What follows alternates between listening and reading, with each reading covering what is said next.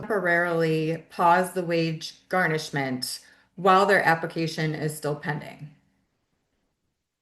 No. Um, Once you're in default, or in garnishment more specifically, which is the worst case scenario um, with student loans, unless you're going through bankruptcy. Obviously, I'm not a bankruptcy lawyer.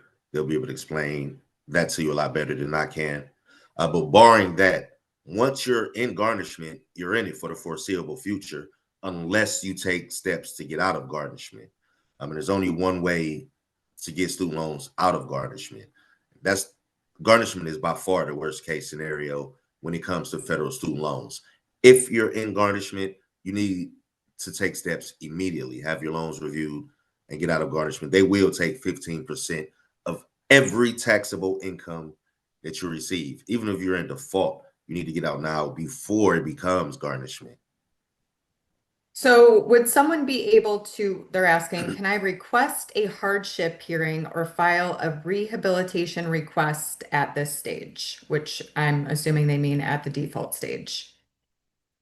You can do a rehabilitation if you're in default. You can't do any type. Once your loans go into default, you're no longer with the federal government. You no longer have the protections that your tax dollars provide. Your student loans transition to a collection company. Now you're beholden to the private market. They're not going to give you a forbearance at all. They want their money, and they'll get it how collection companies normally attempt to collect on debt.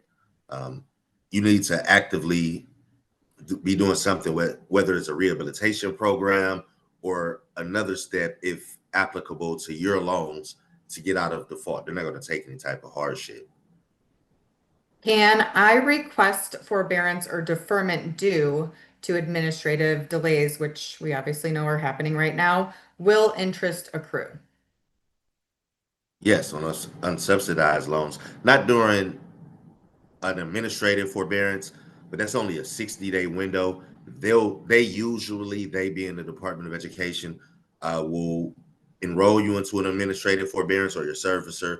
If that's the case, if it's taking longer than normal, for 60 days, interest won't accrue, but that's it.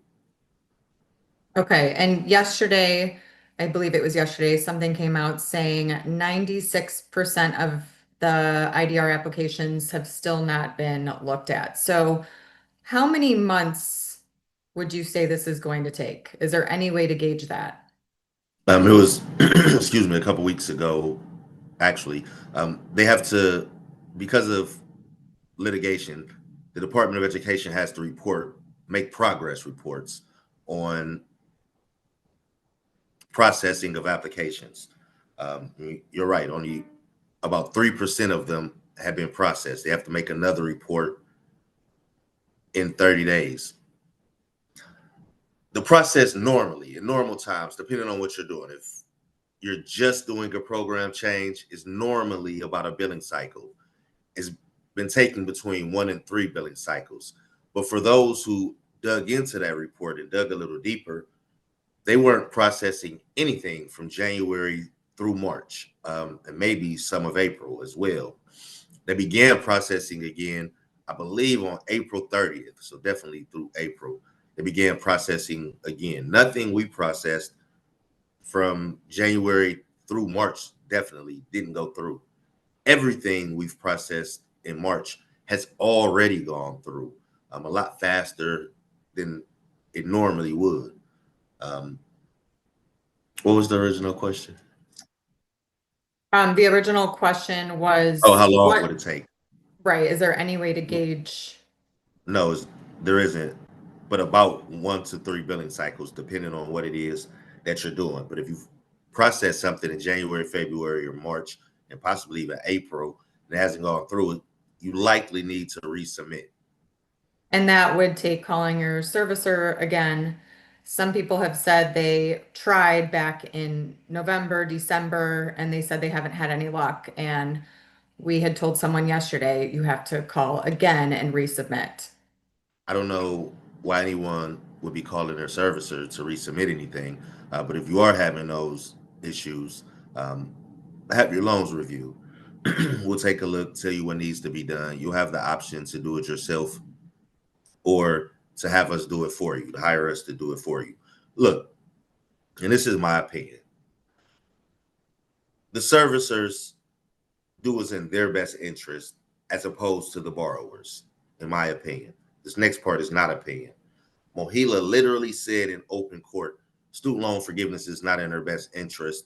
They lose money when loans are forgiven, and they're not in the business of losing money. They request longer connection times, how long it takes them to connect when a borrower calls in. They request higher drop rates. How many people drop the call because of a long wait time? Um, no one should be that dependent on their servicer. You, your tax dollars funds the Department of Education. All these plans and programs you pay for.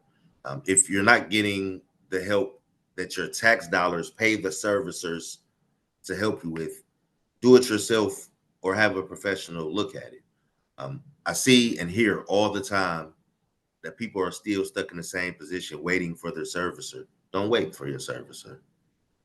In our loan reviews, if we have never had you as a client previously, our loan reviews are complimentary. So they usually take about 30 minutes and we do the full loan review. And I think what a lot of people don't realize is we will tell you what you need to do. You don't have to pay for our services in that complimentary review if you don't wish to. But if you're really struggling, guys, and you're still out there, like Aaron said, stuck in the same place you were and you still haven't moved the needle, it's time to call a student loan advisor, and we are happy to help. Aaron, thank you for your time today. If you would like to set up a free loan review, you can contact us at the link below. And again, we are happy to help. All right, Aaron.